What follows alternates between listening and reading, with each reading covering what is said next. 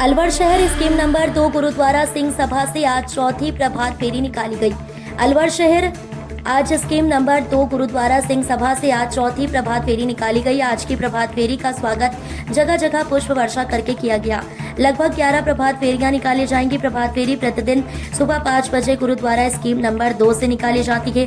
पूरे स्कीम 2 में कीर्तन करते हुए स्कीम नंबर 2 गुरुद्वारे में आकर इसका समापन होता है।